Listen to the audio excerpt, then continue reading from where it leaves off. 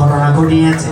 এই সিফিনে এক পক্ষ ছিল মাওলাই আলা মাওলা আলী আলাইহিস সালাম এবং তার সন্তান ইমাম আকবর ইমাম হাসান, ইমাম আকবর ইমাম হোসেন আলাইহিস সালাম, এবং সাথে সাথে তার সাথে ছিল হযরত আম্মার ইবনে ইয়াসির রাদিয়াল্লাহু তাআলা আনহু, হযরত ওয়াইসুল করনী রাদিয়াল্লাহু তাআলা আনহু, হযরত আব্দুল্লাহ ইবনে আব্বাস রাদিয়াল্লাহু তাআলা আনহু, হযরত আবু সাঈদ আল খুদরি রাদিয়াল্লাহু তাআলা আনহু, হযরত আবু যার আল গিফারি রাদিয়াল্লাহু তাআলা আনহু, হযরত আনাস ইবনে মালিক রাদিয়াল্লাহু তাআলা আনহু।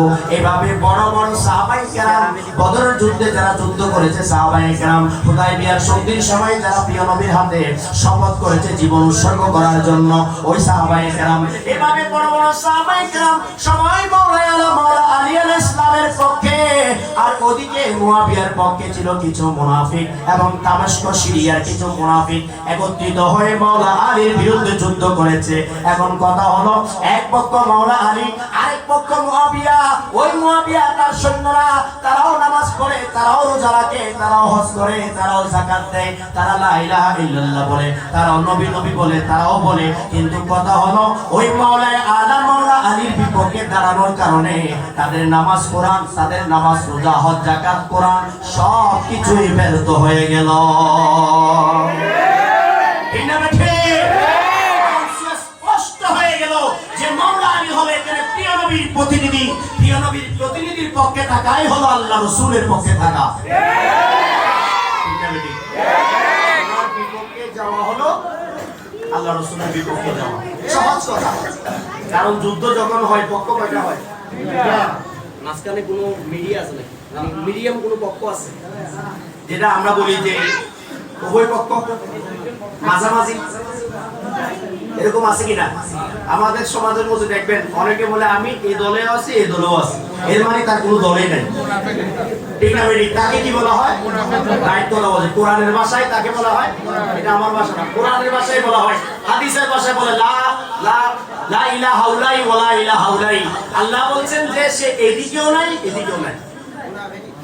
কথাটা বুঝা গেছে? যে বলবে যে আমি দুই দলে আছি, এর মানে সে কোনো দলে নাই। এখন কথা হলো, সিফিনে মাওলা আলীর পক্ষে যারা, তারাই প্রিয় নবীর পক্ষে, তারাই আল্লাহর পক্ষে। কোনো সন্দেহ আছে? কেননা একটু আগে বলেছি, যারা আহলে বাইতকে আঁকড়ে ধরবে, যারা আহলে বাইতকে আঁকড়ে ধরবে তারাই নাজাত পাবে, তারা কখনো পথভ্রষ্ট হবে না। মাওলা আলী হলেন আহলে বাইত। অতএব আহলে রাসূলকে আঁকড়ে যারা ধরেছে, আহলে রাসূলের পক্ষে যারা থেকেছে, তারাই নাজাত পাবে। জোরে বলেন সুবহানাল্লাহ। তাদের বিরুদ্ধে গেলে,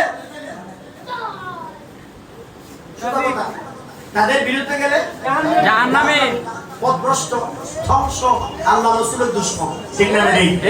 এই জন্যই ক্লিয়ার যে বদরে উহুদে আমরা মুশরিক চিনতে, বাতিল চিনতে আমাদের কষ্ট হয় নাই, কিন্তু সিফিন কারবালায় এসে আমাদের অনেকের কষ্ট হয়ে যায়, যদিও বা কষ্ট হওয়ার কথা না। কেননা সিফিনে মাওলা আলীর পক্ষে থাকাই হলো আল্লাহ রাসূলের পক্ষে থাকা, আর মাওলা আলীর বিরুদ্ধে যুদ্ধ করা মানে আল্লাহ রাসূলের বিরুদ্ধে যুদ্ধ করা। বিপক্ষে যারা দাঁড়িয়েছে তারা কেউ মুসলমান না। দাঁড়িয়ে টুপি, জুব্বা, পাগড়ি, নামাজ, রোজা, হজ, যাকাত, কলমা যা কিছু থাকুক না কেন, কোনো কিছু আল্লাহর দরবারে কবুল হবে না। আসল কি এগুলো নাকি হৃদয়?